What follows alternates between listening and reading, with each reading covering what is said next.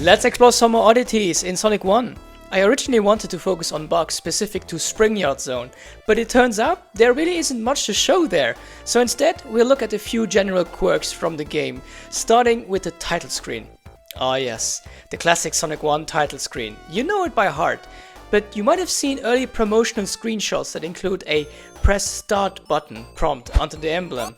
In the final game that text doesn't show up at all. Why? Well, it turns out there's a small bug related to the Sonic Team Presents text that appears right before the title screen. The memory used for that message isn't fully cleared, which prevents this press start text from ever appearing. Remember the hidden credits trick I showed in the last video? Well, performing that trick actually restores the missing press start text on the title screen, at least in the Japanese version.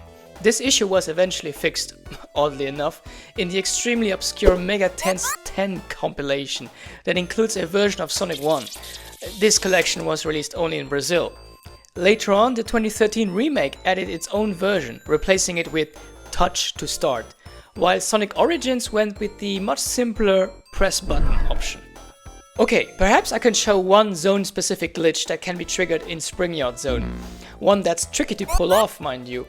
If you follow a roller batnik closely, as it keeps rolling, suddenly it turns all warped and morphed into pieces of a caterpillar. It looks bizarre, and the reason behind it is quite technical. In Springyard Zone's asset list, there's an unused art slot that was probably meant for caterpillar.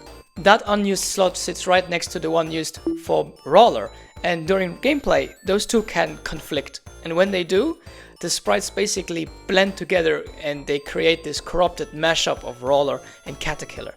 Definitely not the prettiest sight. Now back to the title screen for another oddity. As you know, if you leave the title screen alone, the game plays a self-running demo where Sonic runs through a level using pre-recorded button inputs. But there's a fun little trick. If you hold A, B and C during the demo, Sonic loses the ability to jump.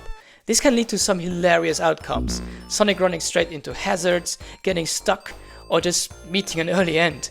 This bug was actually fixed in the Japanese release, and in every version that came after, but it's still funny to pull off in the original version. Let's jump over to the 2013 remake of Sonic 1 and switch to Knuckles for a pretty quirky glitch.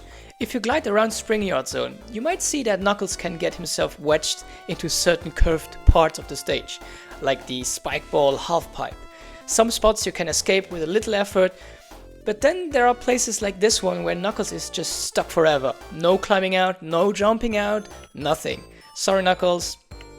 Time to apply for permanent residency, because you're not getting anywhere. Now back to the original Sonic 1, where there's a small oddity right at the end of a stage. You know those hidden bonus points around the signpost? Jump and hit those emblems and you will be rewarded with extra points. Except the 100-point bonus only gives you 10 points. That's right, there's actually a missing 0 in the coding that multiplies the bonus.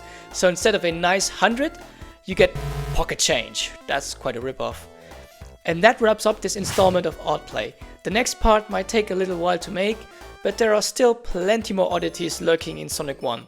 If you stumble across anything strange while playing yourself, well, let me know, drop it in the comments, and until next time, have fun, and I'll see you soon.